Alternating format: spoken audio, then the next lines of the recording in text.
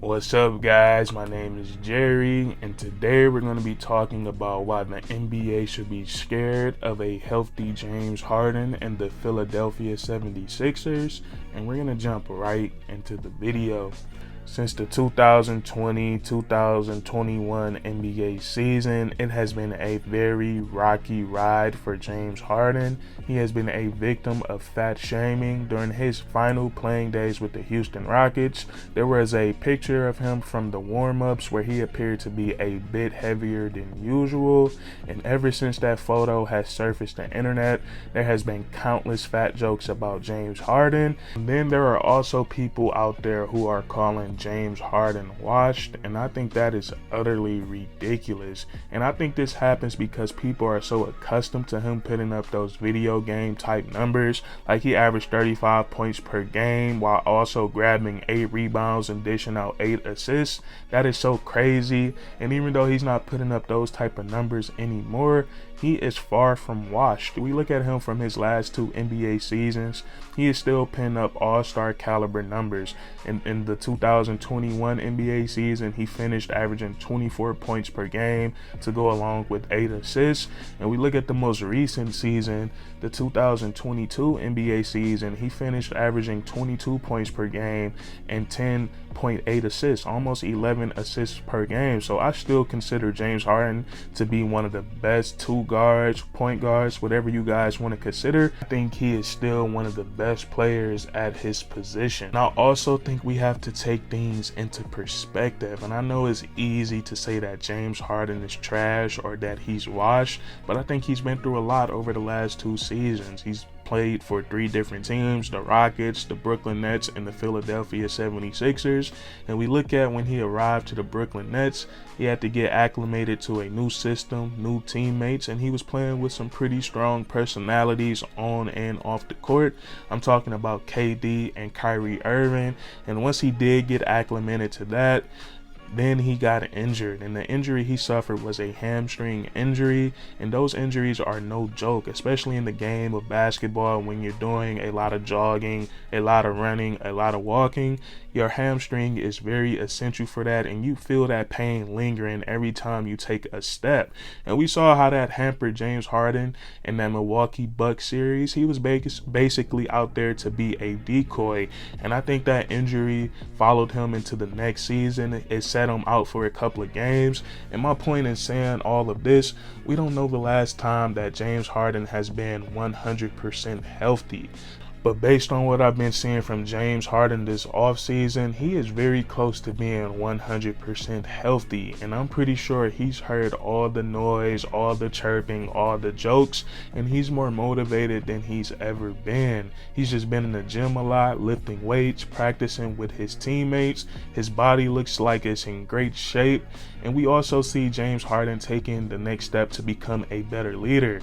We saw him take a pay cut so that the Philadelphia 76ers could put some more quality role players around him and Joel Embiid, and we're going to talk about that later in the video. And a healthy James Harden is a very dangerous man. He has a very unique skill set.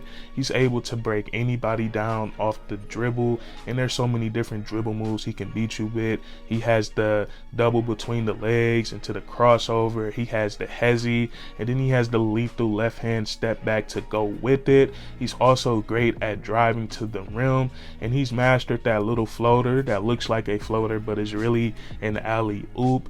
He's great at getting to the free throw line. That's probably the best part of his game. He knows how to draw that contact, get to the charity stripe, and he's usually money from there. And then he's also transformed into a great playmaker. He sees the floor very well. So I'm very excited to see James Harden next season. Like I said, I think he's very motivated, and I think he's ready to get that championship. And a healthy James Harden isn't the only reason the NBA should be scared of the Philadelphia 76ers. They still have Joel Embiid. I'm really excited to see a healthy and in shape James Harden play with Joel Embiid, because this is by far going to be the best player that he's ever played with, and that's going to be very scary because Joel Embiid himself is a very dangerous man. He's one of the best players in the NBA, and there is no stopping Joel Embiid. The only thing that can stop him is himself. You got to just hope that he's going to have an off night.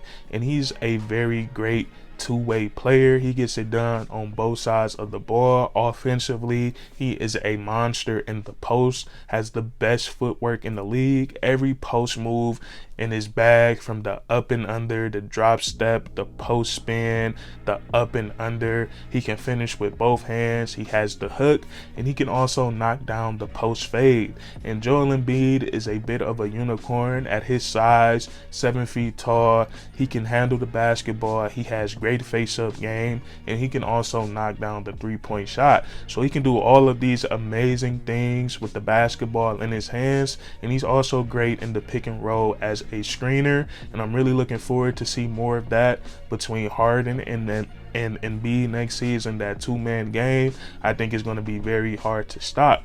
Joel Embiid gets it done on defense too. He's a great low post defender. He can also switch out sometimes and stay in front of smaller players, and he's a great rim protector. So Joel Embiid, he gets it done on both sides of the ball, and I think him and James Harden are going to be a nasty tandem next season. The Philadelphia 76ers have done a great job of putting a supporting cast around these two guys, and I want to start with Tyrese Maxey, and I definitely think he has the potential to be an all-star one day. And looking at him since he's come into the league, it's been nothing but steady improvement. He is a far better player than what he was in his rookie season.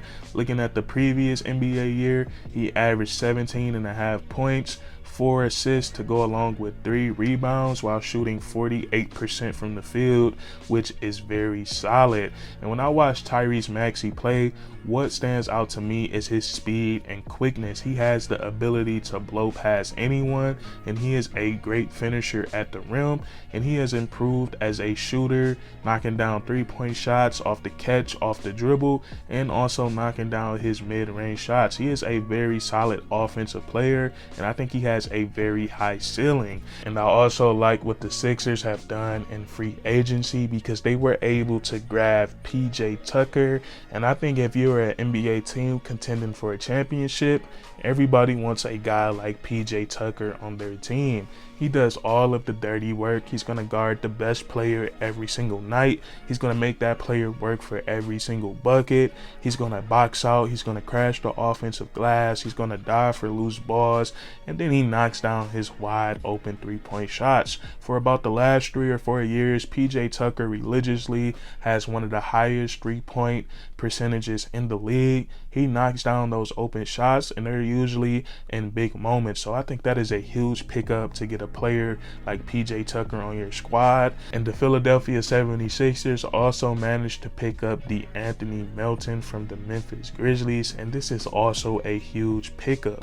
And I think the Sixers are going to love the pickup of Anthony Melton. He might be 6'2", but he makes up for it with his 6'8" wingspan. And they're going to love playing him alongside Tyrese Maxey and James Harden, because he is a dog on the defensive side of the ball. He plays great on-ball defense, and he's also very disruptive in the passing lanes. And offensively, he hits his catch-and-shoot threes at a 40% clip.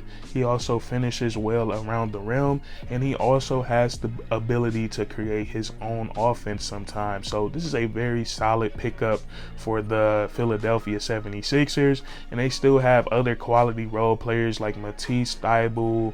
They still have Tobias Harris. So I think the 76ers have done a great job of making their roster better, and I believe they have a championship level team, especially if we're going to see a healthy and in shape James Harden next season. But that's going to be it for this video. If you guys enjoyed, leave a like, comment down below what you think in the comments, and then subscribe for more weekly content. We do this all the time, man, and that's curtains.